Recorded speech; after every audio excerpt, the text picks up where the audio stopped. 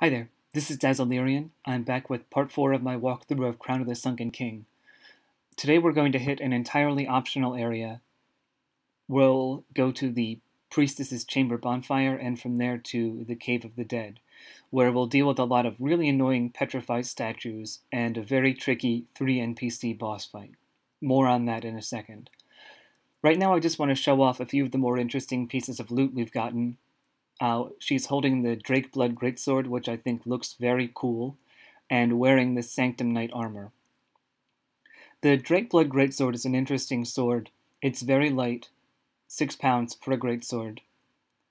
It has the moveset of the Mira Greatsword or the Drangleic sword, I don't remember. The only difference is that the one-handed R2 move, I can't remember if she spins backhand or forehand in the second hit of that combo. So it's quite light. Initially it scales E with strength and A with dexterity, and it may scale up to S with dexterity at +5. It also does a small amount of magic damage and a small amount of lightning damage, but neither of those is really significant enough to make a difference. The biggest drawback is that it's a petrified dragon bone upgrade path, so unless you have a whole cache of them, or you feel like mining in the Dragon Eyrie, it's going to be tough to improve. The Sanctum Knight armor is very strong in physical defense, but as you might imagine, also very, very heavy. So just to finish that thought on this area being optional, you don't need to light the bonfire, you don't need to go in at all, you don't need to activate the elevator we just passed, which is the shortcut up to that bonfire, to move on and finish the main story of the DLC. And frankly, you don't even get stuff that's very good roaming around the area or beating the bosses. I think you get 120,000 souls for beating the bosses on New Game Plus, 3 Twinkling Titanite and 3 Petrified Dragon Bones and a Titanite slab. Let me interrupt myself for a moment here to give a bit of walkthrough information. From the Tower of Prayer bonfire, head back to the Dragon Sanctum across that long skinny bridge, and the first door to the left, once you enter the Sanctum, which was initially locked, you should now be able to get in with the Eternal Sanctum key, which we got in that room with the 3 Sanctum Knights in the last part of this walkthrough. You'll have 2 Sanctum Priestesses. They fire dark balls at you, which are fairly easy to dodge. Focus on taking one out very quickly. Remember that they leave little poison clouds sometimes once they die, so if you take them out with a melee attack, get out of the way pretty quickly. In the second chest to the left, after you've killed the Sanctum Priestesses, you'll find the Lightning Clutch Ring, which boosts the lightning damage you do with any lightning attack, a weapon that you've infused with lightning, a weapon that comes innately infused with lightning, like, for example, the Defender Greatsword, and lightning miracles. But the cost is it reduces your physical defense by 80, so use it at your peril. The rest of the chests all contain dried roots, 10 in total. So just to finish that thought, there really isn't a whole lot of reason to go fight in the Cave of the Dead, unless you want the challenge. It's a very challenging boss fight. I had a lot of fun with it, although I also got really frustrated sometimes. But if you don't feel like tearing your hair out fighting these 3 enemies, you could really be excused for skipping it, and rest easy in the knowledge that you're missing very little.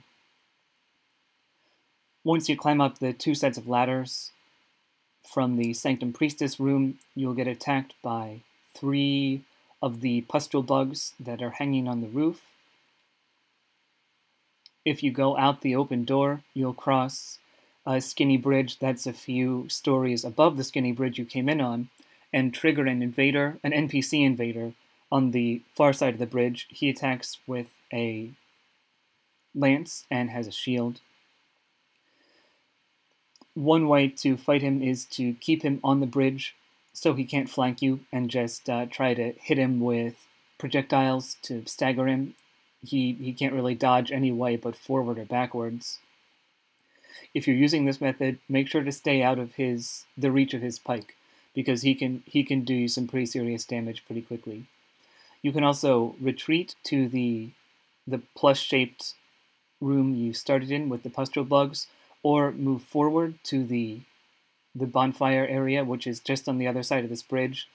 If you're having trouble with him and he's killed you and you've come back, or if you just want to play it safe, you can roll straight past him and light the bonfire really quickly, and don't sit down at it, just light it. So even if he does kill you, you can warp straight back to it.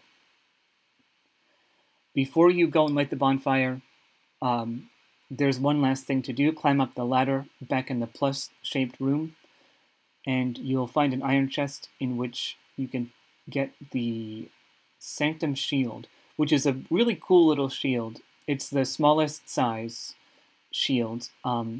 Its R2 move, instead of parrying, casts any spell other than pyromancy you have attuned. So it's just like the Black Witch's Staff, except it also functions as a shield. It'll cast sorceries, hexes, both staff hexes and chime hexes, and miracles. It also, if you two-hand it, does an incredible amount of damage if you hit people with it. And just as defense, it's not too bad either. I think it has around 85% physical defense reduction and pretty decent magic and lightning reduction as well. So here we go. I slept at the bonfire. There are just a few quick things to do before entering the Cave of the Dead. You hit this switch, it will activate the elevator down to that open door we saw at the beginning of this walkthrough as we walked past it from the Tower of the Dead. This is actually one of the more useless shortcuts in the game because you have a bonfire right there you can warp to. The big benefit of waking the elevator up is that if you ride back down, you can roll off about halfway through to get to an area that has a few goodies for you. You can also access this after the 3 NPC boss fight, but if you don't want to deal with the boss fight, you can just wake up the elevator, ride down it, and grab your goodies, and then you don't need to worry about anything anymore.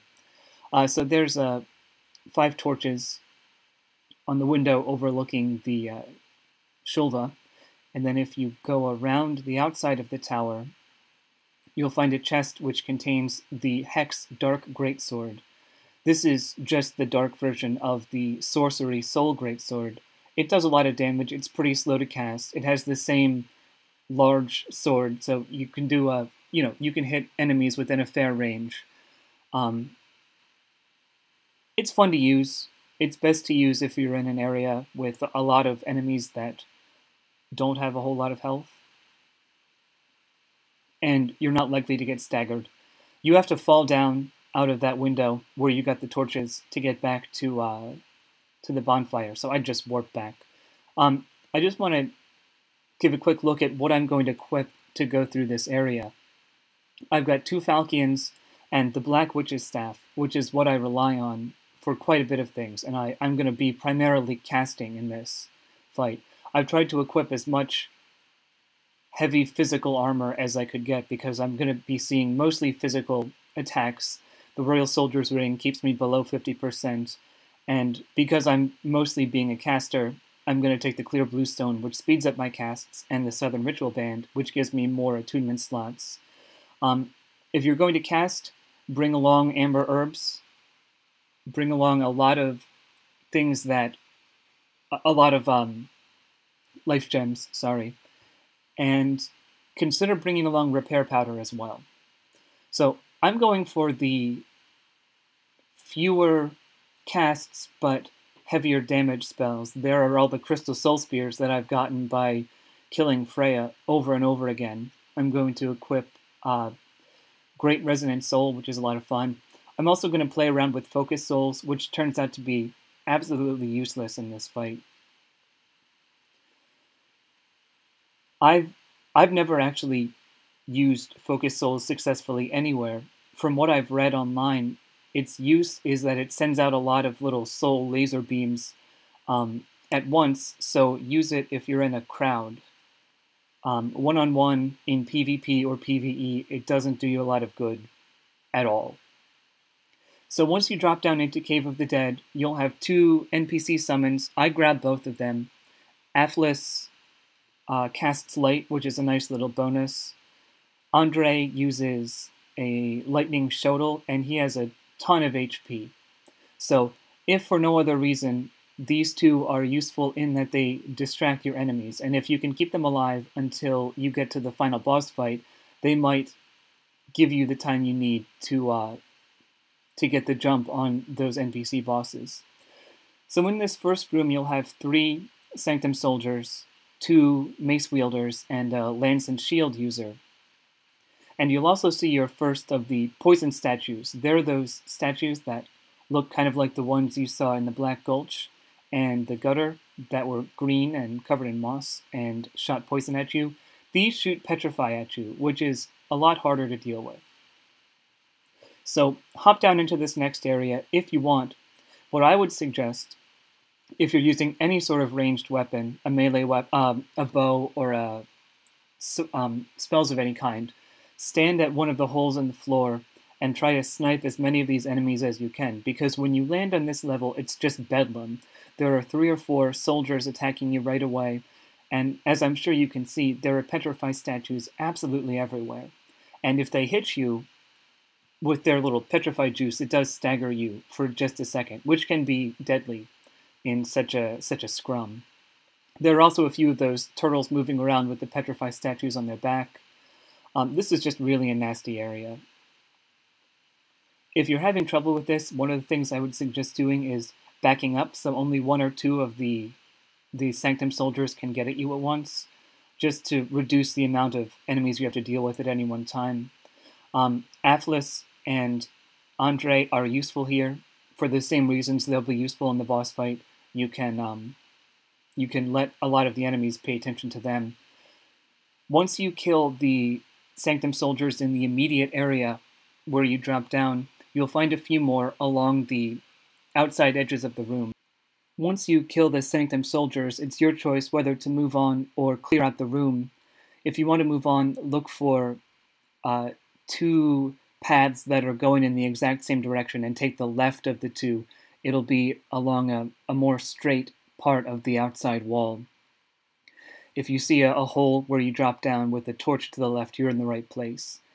If you want to clear out the room, or just take out the Petrify statue turtles, you can get a few pieces of loot along the outside wall. There are 3 bonfire ascetics, a petrified something, and 2 bright bugs.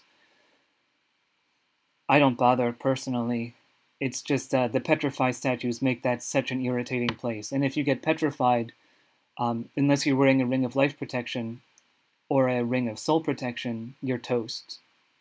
So I just move on at this point. In this last room, you'll be in pretty much a straight line. You'll run into a Petrify turtle first, so take him out or just move past him.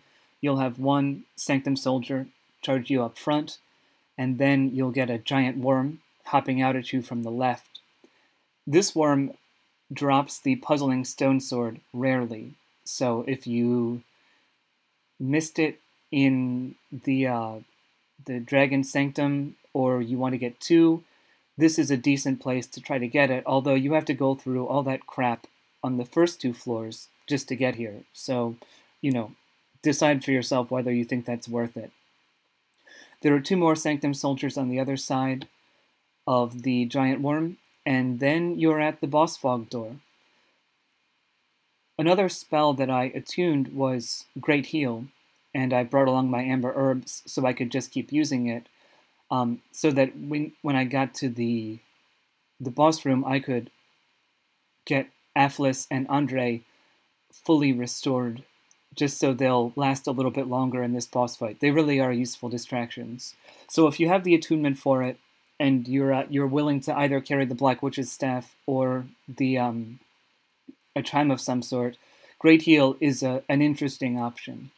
So if you head on through, you'll be on a little ledge, and you'll see 3 enemies running towards you. 1 in Havel's armor, 1 in Alva's armor, and one that's standing back with a great bow.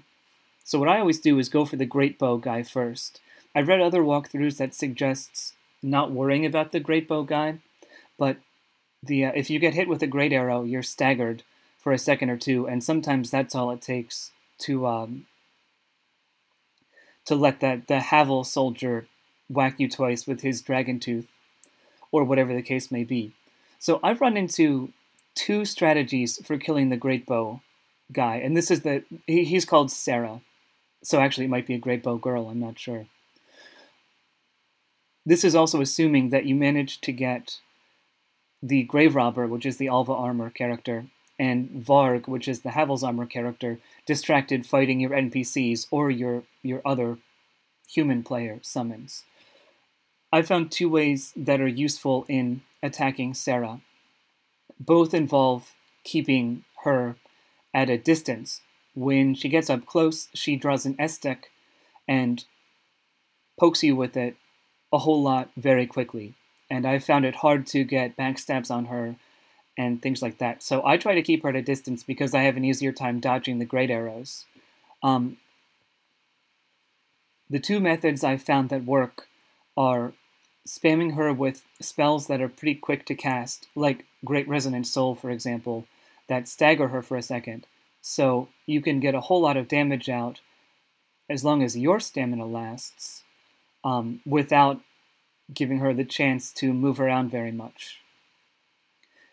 The other strategy, if you're not a caster, is to use a bow and just sort of have an arrow versus arrow fight with Cerah.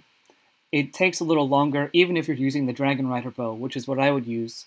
And I would also suggest using an elemental arrow, like a fire arrow, for example, because they do a whole lot more damage. In that scenario, you need to be better at dodging great arrows, obviously. Once you take Cerah out, and I realize that's a lot easier said than done, your next course of action depends a lot on whether your NPCs are left alive and whether both of the boss NPCs are left alive. In my experience, Andre and Avles almost never managed to kill any of the NPCs. The only time it's happened has been they managed to get actually both the Graverobber and Cerah cornered in one of those pits. You can fall into those pits, by the way. There's just a small amount of water and a few petrified statue turtles. And you can make so it slows you down, the water slows you down, but you can make your way back to a ramp to get up. However, there are dead ends, and if you manage to get one of your enemies to fall into them and back them up against a dead end, you can keep them in stagger lock the same way. And this is especially effective for Cerah because you can stand up top, so her great arrows hit the wall, but your casts or arrows or whatever can get down to her. If you don't manage to trap any of the NPCs like that, one strategy, and the strategy that I use, is basically take advantage of the fact that you're faster than both of them. So run far enough away from them that you have a second's grace to either turn around and shoot a spell or an arrow at them, or else take repair powder or an amber herb or Estus or whatever you happen to need. I use the little circle that goes from the first door in around that little pillar to the left. At this point, I'm just going to blow right through this because it's a whole lot of the same thing. I do this if there are two enemies left. If you try to fight all three alone, God help you. I don't really have a very good strategy for that, except the same thing. Try to kite them, get them running in a straight line at you, and be really, really good at dodging Cerah's great arrows. Another place I try to exploit the enemy pathfinding issues is on the ledge immediately to the right when you come in the fog door. I get the two NPCs to run up that little ramp. I'm standing at the very right edge of the ramp, and then I drop down, and that buys me a second usually while they're trying to figure out whether to drop down or turn around and run back down the ramp. The best thing I can tell you here is be patient. Be careful. Don't get impatient and try to squeeze off an extra shot. Don't worry if you've run and turned and looked back and they're too close. Just keep on going. The idea here is definitely to outlast them. Be careful if you go all the way back to the end of the room that's opposite the entrance door. You see here, I finally got Varg alone, and I did the same thing I did with Cerah. Just shot spell after spell to stagger lock him until he died. And then, of course, I had to get down on one knee because that was a really hard fight, and I'm glad I made it through. Just to finish that last thought, be careful as you're going into this area I'm walking through right now, because there's a circle of petrified statues, and if they hit you with their little petrified juice shot, that staggers you for a second as well. So if you're getting chased by Varg, for example, it's the perfect opportunity to get a dragon tooth straight to the cranium. In this iron chest, past the boss room, you'll find a flower skirt, which is a cute yellow skirt. It goes well with the butterfly wings, I think. I'm not sure what good it is. It doesn't have particularly high defense against anything. You drop down into this area we were at before with the elevator, where you find the torches and the Dark Greatsword. And that's really it. That's what this area has to offer. So, knowing what you know now, decide for yourself whether it's something you want to invest the time and energy in. If you do, all the best of luck. Next time, I'll meet you at the Sanctum bonfire, and we'll head into the Dragon Sanctum. Thanks. Take care.